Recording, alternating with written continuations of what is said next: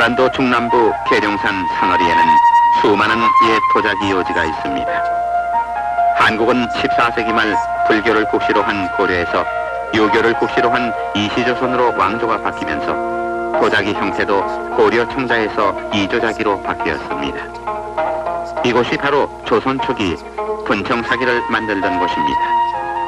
분청사기란 회색 또는 회백색 대토에 백토로 표면을 분장하고 그 위에 대청색 유약이 시유된 것입니다.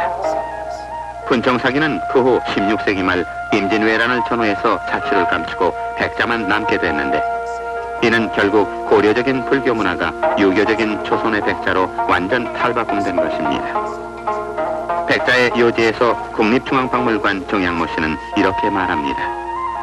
조선조 4대왕 세종실록에 보면 당시 전국의 사기수는 139개, 도기수는 185개, 모두 321개의 도자기소가 있었으며 그 제조, 감독, 관리를 국가에서 관장했다고 봅니다.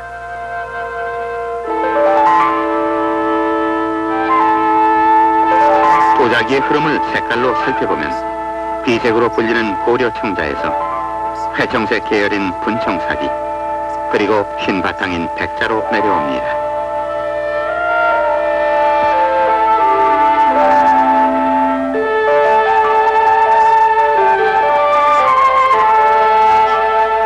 분청사기는 사실적 문양을 대담하게 단순화, 생략, 변형시켜 깊고 드높은 조형미를 보여줍니다.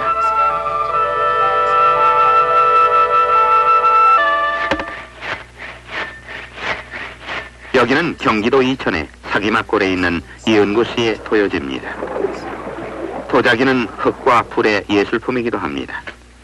도자기의 바탕인 대토에는 사토, 점토, 고룡토 등의 재료를 적당한 비율로 혼합하여 쓰는데 대토에는 철분이 없을수록 좋습니다. 대토의 재료는 물에 넣고 휘저은 다음 채로 칩니다. 대토는 그 입자가 120모, 즉 한치의 120분의 1의 분말로서 60모 정도의 밀가루에 2배 이상 고아야 합니다.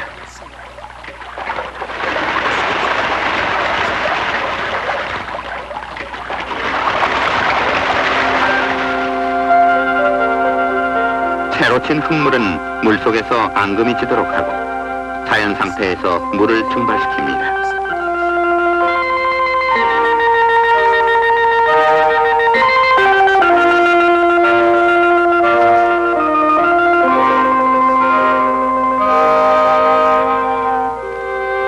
대토를 반죽하는 모습입니다. 흙을 차질게 하고 흙 속에 기포, 즉 바람구멍이 생기지 않도록 해야 합니다.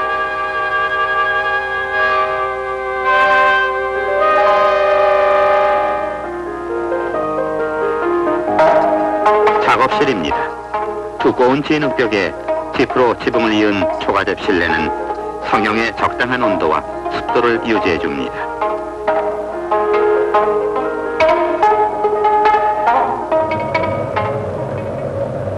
백자 주병을 성형하는 과정을 봅니다. 발로 물레를 돌리고 손으로 성형을 합니다. 이은구 씨는 콘크리트 건물에 전기 모터를 이용한 물레 돌리기 등 현대 문명의 이기를 극구 피하며 조상이 흙을 빚었던 그 분위기와 방법을 고집합니다.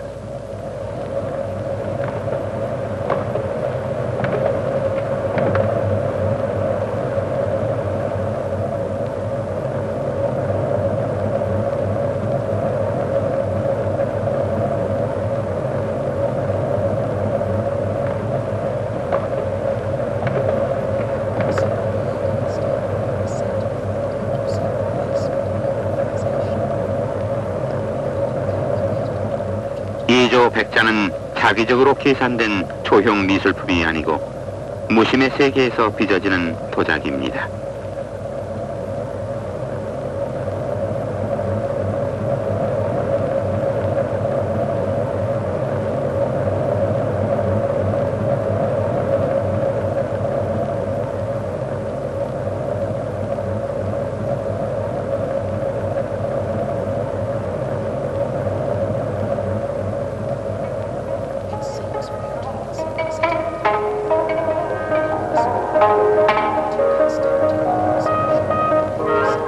작가는 번잡한 기교와 다양한 색채를 표현하기보다 더 많은 시간, 노력, 경비를 들이며 단순한 색조와 형태, 대범한 선의 변화에서 아름다움을 찾습니다.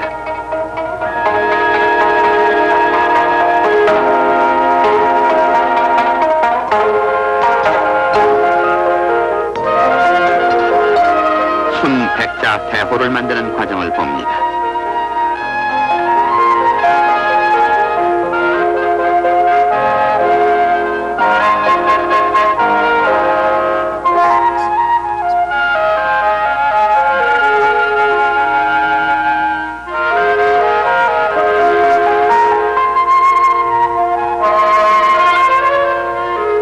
한국미의 바탕을 이렇게 말하는 사람도 있습니다.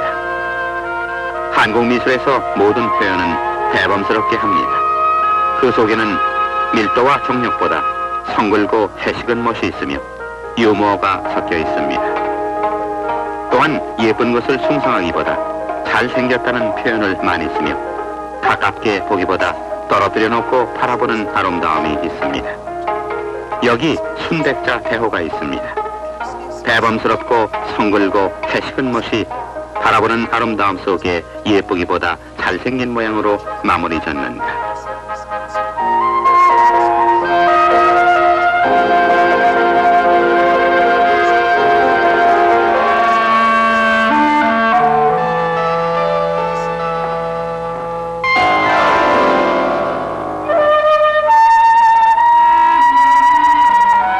틈나는 대로 버릇처럼 선을 그어보는 도공.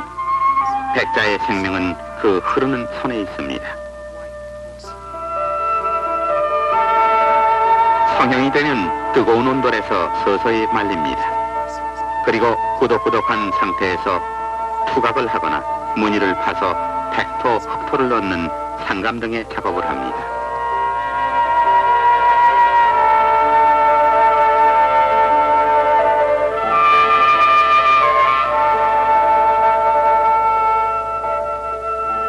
그리고 자기 작품임을 확인하는 서명을 보통 잘 보이지 않는 밑부분에 합니다.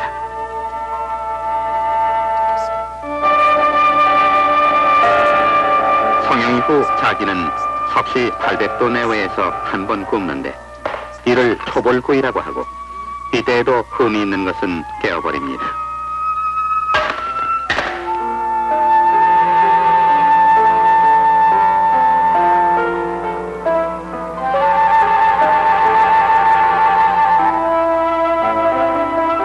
도자기에 문양을 그려 넣는 것은 초벌구이 이후에 합니다. 동양화가 서세옥 화백이 백자대호에 매화 한 가지를 그립니다.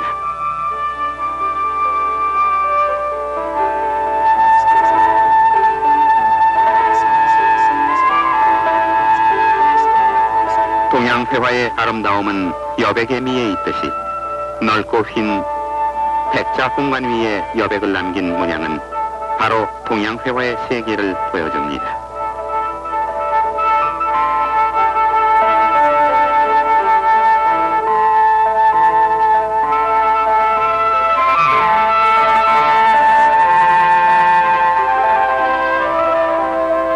푸른색의 청화, 검은색의 철사, 붉은색의 진사체는 문양에 따라 단일색 또는 두세 가지 색으로 병용해서 사용하기도 합니다.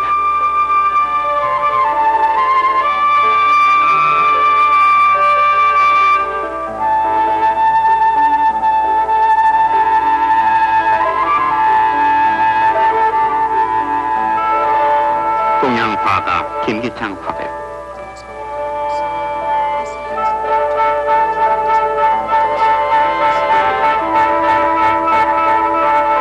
문양은 그릇의 형태에 맞는 그림을 그리고 자기 취향에 따른 무늬를 구하여 그리기도 합니다.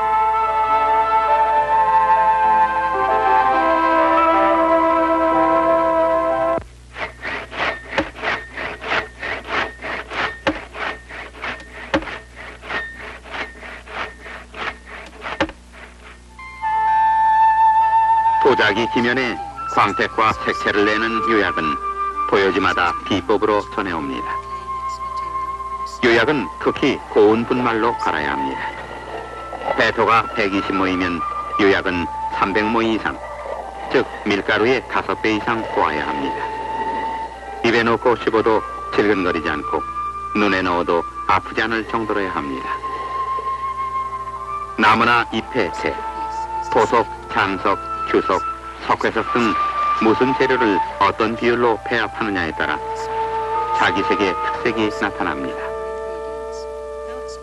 장석은 유리질, 재와 석회석은 촉매제 역할을, 도석은 요약의 특성을 주는 발색의 역할을 하고 규석은 흘러내리는 것을 방지해 줍니다.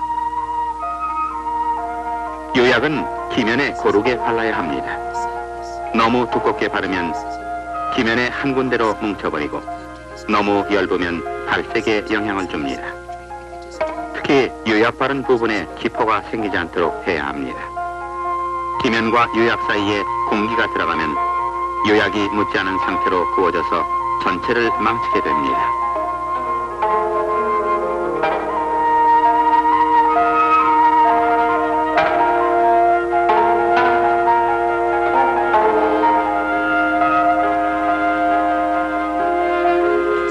가마에 자기를 넣고 입구를 봉하면서 불떼기 준비를 마칩니다.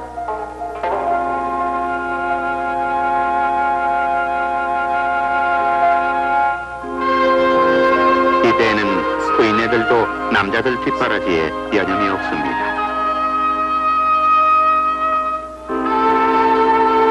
불떼기에 참여하는 남자들은 몸과 마음을 정결히 하고 고사를 지냅니다. 정성을 다하자는 마음의 준비이며 잘 구워지기를 바라는 기원의 순간이기도 합니다.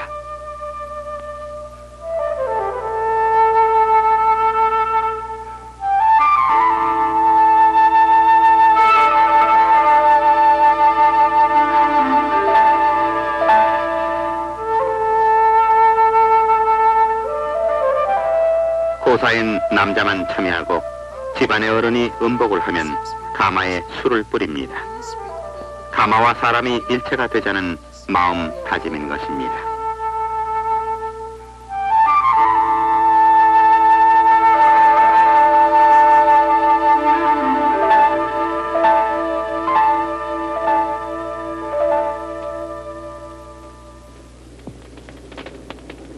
한국의 전통적인 가마는 등요입니다. 등요란 경사진 곳에 여러 칸의 가마를 줄줄이 잇대어 놓고 맨 밑칸에서 불을 떼면 위로 불길이 올라가게 된 것입니다. 맨 밑칸은 보통 숯이 오래 남는 참나무와 소나무를, 불길이 직접 자기의 영향을 미치는 옆칸에는 소나무를 뗍니다. 도공은 불길이 가마 속에 골고루 번지게 하도록 항상 불길을 지켜보며 나무 놓기를 조절해야 합니다.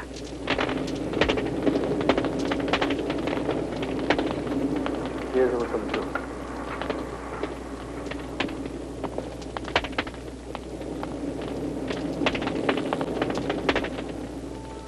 1300도의 열기에서 익어가는 자기. 제일 뒤에 하나.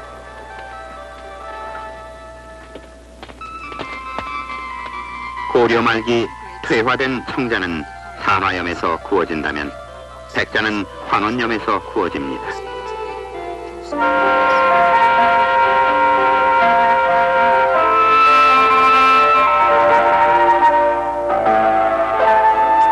불 때는 시간은 보통 맨 밑칸에 10시간 정도, 그 다음 옆칸은 2~3시간 정도씩 위로 올라가며 뗍니다.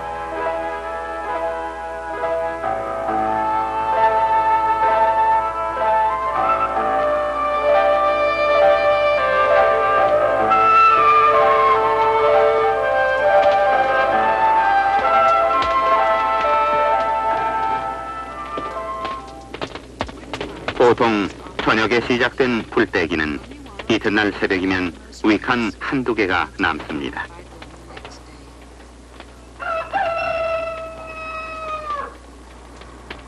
뒤에서부터 쭉. 밤새워 불과 싸운 도공은 끝까지 긴장을 풀 수가 없습니다. 앞에 하나. 가운데 하나.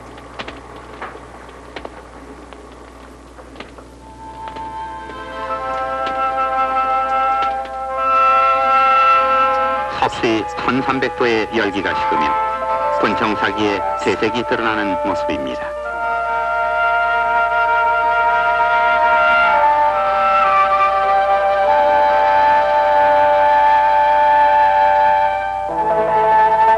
불때기가 끝나고 가마솥이 식자면 이틀 정도 있어야 합니다.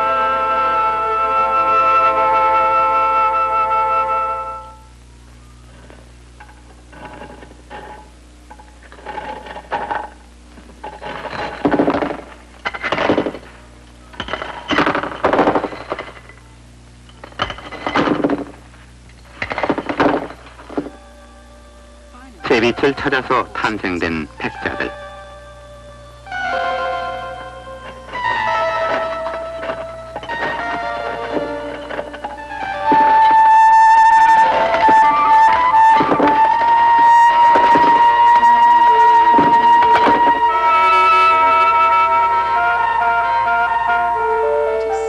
백자의 색은 언제나 연한 물빛을 머금고 있습니다. 그리고 순백이면서도 순백이 아니고 어느 것은 분백에 쌓여 있는가 하면 어떤 것은 회색을 띠고 있습니다.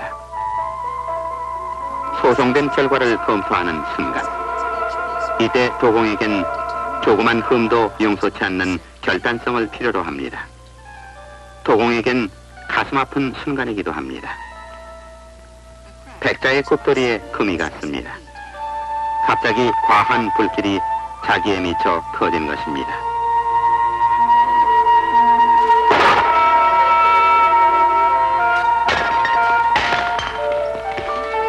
소송 과정에서 온도가 모자라면 자기는 서리고 바라는 색이 나오지 않습니다.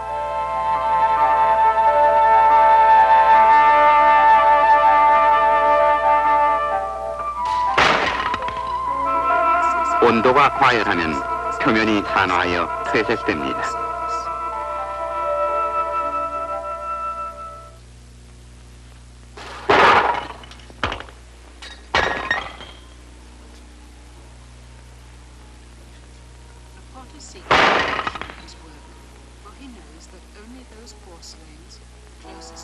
세상 사람들에게 자기 작품이 소중하게 간직되어지기를 바라기 때문입니다. 파괴는 창조의 모체라 했습니다. 그래서 창조를 위한 진통이 클수록 진통 이후의 희열의 순간은 더욱 귀중한 것입니다. 그 귀중한 순간을 위해 도공은 또 묵묵히 진통의 길을 받아들이는 것입니다.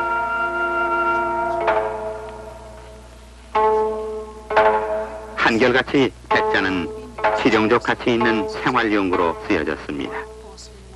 개다리 소반의 백자 술병과 백자 술잔은 운치 있는 초촐한 술상입니다.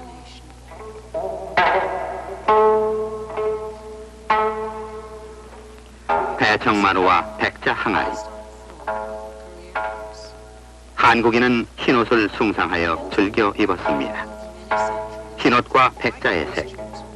이것은 꾸밀 줄 모르고 순박하며 겸손한 평화를 사랑하는 한국인의 심성, 바로 그것입니다.